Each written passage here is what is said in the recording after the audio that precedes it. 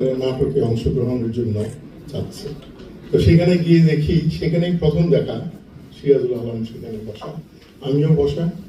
ওই যে কি বলে হিট না কি বলে একটা টেস্ট করে নাটকের জন্য, আমি টিকলাম না কিছুতেই, কোনো কিছুতে টিকলাম, কিন্তু সিরাজুল আলম খান টিকে গেল এবং তার অভিনয়ের অংশটা খুবই ইন্টারেস্টিং ছিল। সে একটা দৈনিক মজুরের মতো বা কন্ট্রাক্টর জাতীয় কিছু, তার একটাই ডায়ালগ, একটা মেয়ে সে পাতা কুড়োনোর কাছে দাঁড়ানো ছিল, তার কাছে শুধু গিয়ে বলা যে এই তুই কি সারা রাত পাতা কুড়োবি না আর কিছু করবি, এই ছিল তার একটি বাক্য। দেখো এবং সে এমন ভাবেই বললো যে সবাই হাসতে লাগলো। এই ছিল সিরাজুল আলম। এরপর অনেকদিন দেখা হয়নি তার সাথে। আমি তো রাজনীতিতে ছাত্র জীবনে খানিকটা রাজনীতি করতাম, কিন্তু দলীয় রাজনীতিতে তখন বিশ্ববিদ্যালয় এতটা ছিল না।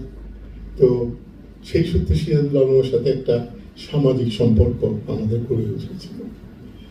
অনেকদিন পরে তার সাথে আবার দেখা, আমি শর্ট করছি কারণ আপনারা আরো জ্ঞান গর্ভ বক্তব্য রাখবেন। অনেকদিন পর আমি তখন বিশ্বব্যাংকে, ইকবাল বাহার চৌধুরী ভয়েস অফ আমেরিকাতে, হঠাৎ আমাকে বললো সিরাজুল আলম তো আসছে ওয়াশিংটন। তা আমি বললাম কোথায় আসছে? এমনি বেড়াতে আসছে। আমি বললাম আমার সাথে থাকবে। তো এটা নিয়ে ইকবাল বাহারের সাথে একটু টানা হেঁচড়া হলো। আলটিমেটলি ও আমার বাসায় রইল।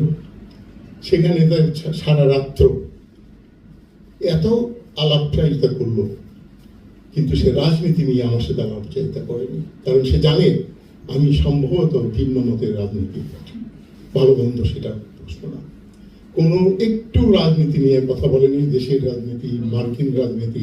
তার তো বেসিক্যালি মার্কিন রাজনীতি সম্বন্ধে কথা বলতে হলে তার একটা বিশেষ ধারণা ছিল মার্কিন রাজনীতি, যেটা আমার ধারণার সাথে মিলত না। কিচ্ছু আলাপ করেনি, সে রইল।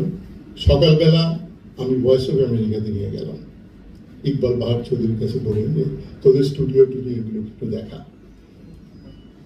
সিরাজুল আলম তার সেই সচরাচর যে পোশাক পরে যায়, সেই পোশাক পরেই ভয়েস অফ আমেরিকাতে গেল। তো সেখানে গেটে যারা দেখছে, আমরা তো ওইসব জায়গায় টাই ফাই একটা কিছু লাগে গলাতে, সবাই অবাক হয়ে যাচ্ছে যে এই কোন লোক, এখানে তো এই ধরনের পোশাক পরে কোনো লোক তো ভয়েস অফ আমেরিকার বিল্ডিংয়ে প্রবেশ করে না।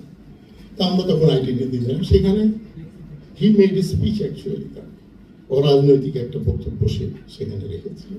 আমি বলছি এই